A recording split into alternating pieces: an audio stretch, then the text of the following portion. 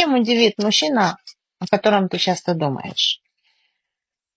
Милая, это видео тебе попалось не просто так. Значит, тебе нужно услышать эту информацию. Подпишись, ставь лайк. Итак,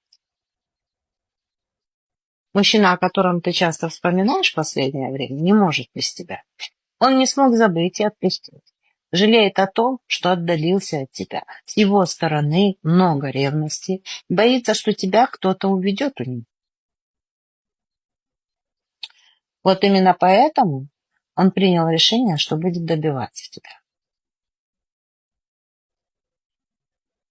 В ближайшую неделю он удивит тебя тем, что он неожиданно вернется в твою жизнь. Ты ему действительно дорога, и совсем скоро он это тебе покажет. Напиши в комментарии, чтобы расклад сбылся, да будет так. Не пропусти мои дальнейшие видео.